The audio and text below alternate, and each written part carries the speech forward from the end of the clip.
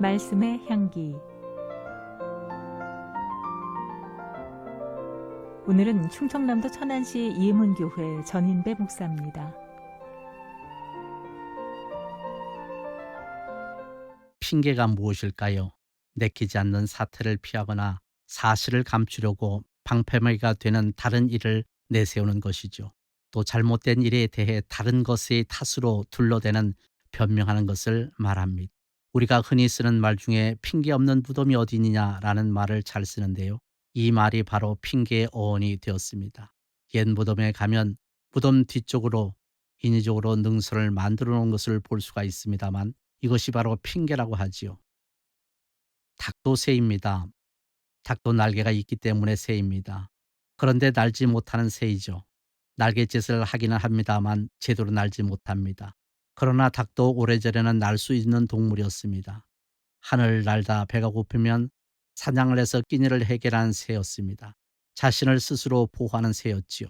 그런데 사람들에게 길들여지면서 날지 않아도 끼니가 해결되고 날아서 도망가지 않아도 보호를 받으니 점점 날개가 퇴화돼 이제는 날지 못하는 새가 된 것입니다. 편하다는 핑계를 선택한 결과 이제는 하늘 날지 못하고 우리는 더 이상 그들이 나는 모습을 볼 수가 없습니다. 네, 모든 일에는 전부 이유가 있다고 합니다. 그런데 성경에서는 우리가 핑계대는 것에 대해서 하나님은 엄중히 다루고 계시고 책임도 무겁게 나타납니다. 아담과 하와는 하나님의 말씀에 순종하지 않고 죄를 지은 후 핑계를 대었습니다. 당신께서 저에게 짝지어 주신 여자가 그 나무에서 열매를 따 주었기에 따먹었을 뿐입니다. 여호와 하나님께서 여자에게 또 물으셨습니다. 어쩌다 이런 일을 했느냐? 여자도 핑계를 대었지요.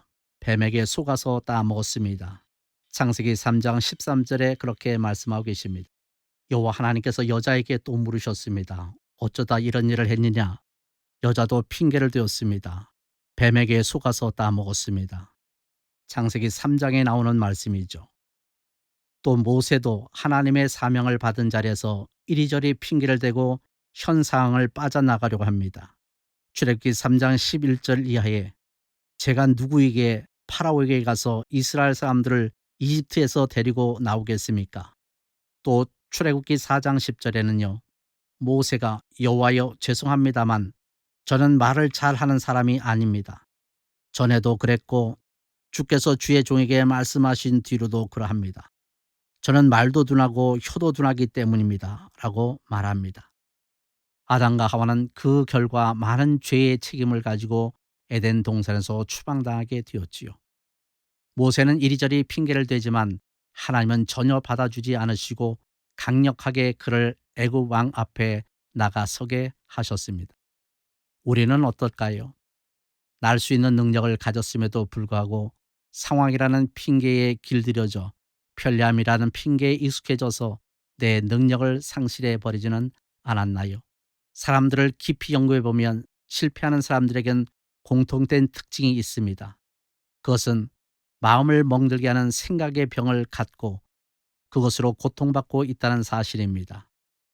소위 핑계의 병이라고 불리는 생각의 질환을 갖고 있습니다. 하나님은 대부분 이런 핑계들을 허용하지 않으셨습니다. 특히 구원과 믿음에 관계된 부분은 더 명확하지요. 창세로부터 그의 보이지 아니하는 것들, 곧 그의 영원하신 능력과 신성이 그 만드신 만물에 분명히 보여 알게 되나니 그러므로 저희가 핑계하지 못할지니라 로마서 1장 20절의 말씀을 하고 계십니다. 이러한 핑계병은 성공적인 사람들과 그러지 못한 사람들의 차이를 분명하게 보여줍니다. 물론 성공하는 사람들이라고 핑계를 댈 것이 없는 것은 아닙니다만 단지 성공하는 사람들일수록 핑계를 대지 않는다는 것입니다. 하지만 핑계하는 사람일수록 자신에 대해 수만 가지 이유를 갖고 있는 것을 보게 됩니다. 최선을 다해 미루지 않고 보다 부지런히 적극적으로 삶을 대처해 나가야 합니다. 오늘의 하루의 삶 속에서 내 삶에 알게 모르게 뿌리박은 핑계의 습관을 점검해 보시면 어떨까요? 잠언서 20장 13절에 게으른 자는 말하기를 사자가 밖에 있은즉 내가 나가면 거리에서 지키겠다 하느니라.